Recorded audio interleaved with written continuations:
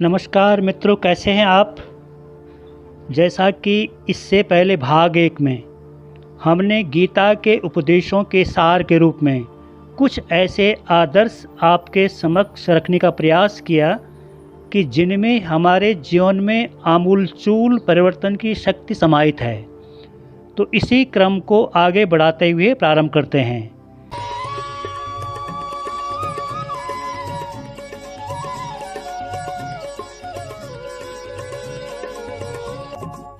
दरअसल भगवान कृष्ण अर्जुन के माध्यम से पूरे जगत को इस तरह के उपदेश देते हैं कि जो हर एक के जीवन के लिए उपयोगी हैं। तो इन्हीं आदर्शों का सार हम आपके समक्ष रखने का प्रयास करेंगे।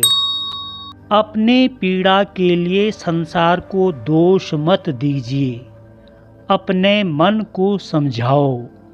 तुम्हारे मन का परिवर्तन ही तुम्हारे दुखों का अंत है। खुद को कमज़ोर नहीं समझना चाहिए।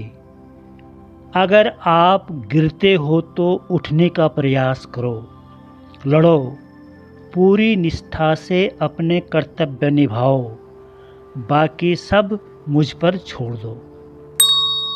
हो सकता है हर दिन अच्छा न हो, लेकिन हर दिन में कुछ अच्छा ज़रूर होता है। रोना बंद करो, अपनी तकलीफ़ों से खुद लड़ना सीखो, क्योंकि साथ देने वाले भी शमशान से आगे नहीं जाते। धैर्य रखिए, जीवन में कभी कभी सबसे अच्छा पाने के लिए सबसे बुरे दौर से गुजरना पड़ता है। एक उपहार तभी असली और पवित्र है जब हृदय से सही व्यक्ति को सही समय और सही जगह पर दिया जाए और उपहार देने वाले व्यक्ति के मन में कुछ पाने की उम्मीद न हो। समय जब न्याय करता है तब गवाहों की आवश्यकता नहीं पड़ती है। उदय किसी का अचानक नहीं होता है, सूर्य भी धीरे धीरे निकलता है और ऊपर चढ़ता है। किसी को कीचड़ में खिला कमल भी लुभाता है और किसी को चांद में भी दाग नजर आता है। शब्द उतने ही बाहर निकलने चाहिए कि जिन्हें वापस भी लेना पड़े तो तकलीफ न हो। धैर्य और तपस्या जिनमें है वही संसार को प्रकाशित कर सकते हैं। मन अगर अशांत हो तो इसे नियंत्रित करना कठिन होता है, लेकिन अभ्यास से इसे बस में किया जा सकता है। अहंकार और संस्कार में फ़र्क है। अहंकार दूसरों को झुकाकर खुश होता है, जबकि संस्कार स्वयं झुककर खुश होता है। जब सत्य की असत्य से लड़ाई होगी तो सत्य अकेला खड़ा होगा और असत्य की फौज लंबी होगी, क्योंकि असत्य के पीछे मूर्खों का झुंड भी होगा। सेवा सबकी करो, मगर आशा किसी से मत रखो, क्योंकि सेवा का सही मूल्य ईश्वर ही दे सकता है। अकेला होना तुम्हें यह भी सिखाता है कि तुम्हारे पास स्वयं के अलावा और कुछ भी नहीं है। क्रोध आने पर चिल्लाने के लिए ताकत नहीं चाहिए, मगर क्रोध आने पर चुप रहने के लिए खूब ताकत चाहिए होती है। जब परिवार के सदस्य अप्रिय लगने लगे और पराये अपने लगने लगे तो समझ लीजिए कि विनाश का समय आरंभ हो गया। जो आपका है वह आपको मिलकर ही रहेगा, तो फिर चाहे उसे छीनने के लिए पूरी कायनात क्यों न एक हो जाए। प्रेम शरीर या सुंदरता को देखकर नहीं होता, बल्कि प्रेम हृदय से होता है। जहाँ दो हृदय मिल जाएं, वहाँ प्रेम जन्म लेता है। दो प्रकार के व्यक्ति संसार में स्वर्ग से भी ऊपर होते हैं। एक जो शक्तिशाली होकर भी क्षमा कर देते हैं, और दूसरे वे जो दरिद्र होकर भी कुछ दान कर देते हैं। अगर साफ नियत से मांगा जाए तो ईश्वर नसीब से भी बढ़कर देता है। किसी व्यक्ति को अच्छे से जाने बिना दूसरे की बातें सुनकर उसके प्रति कोई धारणा बना लेना मूर्खता है। मेरा तेरा, छोटा बड़ा, अपना पराया मन से मिटा दो तो सब तुम्हारा है और तुम सबके हो। जब विनाश होने का प्रारंभ होता है तो शुरुआत वाणी के संयम खोने से होती है।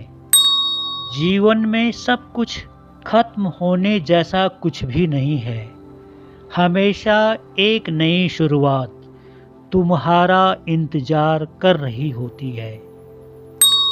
जीवन में यदि खुश रहना है तो अधिक ध्यान उस चीज़ पर दें जो आपके पास है, उस चीज़ पर नहीं जो दूसरों के पास है। बुराई छोटी हो या बड़ी हमेशा विनाश का कारण बनती है, क्योंकि नाव में छेद छोटा हो या बड़ा नाव को ही डुबो देता है। जो अच्छा लगे उसे ग्रहण करो, जो बुरा लगे उसे त्याग दो, फिर चाहे वह विचार हो, कर्म हो या मनुष्य। जो व्यक्ति स्पष्ट और सीधी बात करता है उसकी बातें कठोर जरूर होती है, मगर वह किसी के साथ छल नहीं करता। विपत्ति में धैर्य, वैभव में दया और संकट में सहनशीलता ही श्रेष्ठ व्यक्तियों का लक्षण है। इच्छा एकमात्र स्वयं का मित्र होता है और इच्छा ही एकमात्र स्वयं का शत्रु। जो अपने मन को नियंत्रित नहीं करते उनके लिए वह शत्रु के समान कार्य करता है। दुनिया में सिर्फ सामने जीतने वाला ही विजेता नहीं होता है, बल्कि किन रिश्तों के सामने कब और कहां पर हारना है यह जानने वाला भी विजेता होता है। वक्त से पहले मिली चीज़ अपना मूल्य खो देती है और वक्त के बाद मिली चीज़ अपना महत्व खो देता है। जो लोग बुद्धि को छोड़कर भावनाओं में बह जाते हैं उन्हें हर कोई मूर्ख बना सकता है। अपने इच्छा शक्ति के माध्यम से अपने आप को नई आकृति प्रदान करें। कभी भी स्वयं को अपने आत्म इच्छा से अपमानित न करें। वक्त कभी भी एक जैसा नहीं रहता, उन्हें भी रोना पड़ता है जो बेवजह दूसरों को रुलाते हैं। हमारा खुद पर विश्वास होना बहुत ज़रूरी है, क्योंकि हम अपने रास्ते पर खुद चलते हैं। आपका विश्वास एक पर्वत को भी खिसका सकता है, लेकिन आपके मन का संदेह दूसरा पर्वत खड़ा कर सकता है। जैसे जल में तैरती नाव को तूफान उसे अपने लक्ष्य से दूर ले जाता है, ठीक वैसे ही इंद्रिय सुख मनुष्य को गलत रास्ते की ओर ले जाता है। आत्मा पुराने शरीर को वैसे ही छोड़ देती है जैसे मनुष्य पुराने कपड़ों को उतारकर नए कपड़ों को धारण करता है। पूर्णता के साथ किसी और की नकल करके जीने की तुलना में अपने आप को पहचानकर अपूर्ण रूप से जीना बेहतर है। इस संसार में कोई भी मनुष्य सर्वगुण संपन्न नहीं होता है, इसलिए कुछ कमियों को नज़रअंदाज करके रिश्ते बनाए रखें।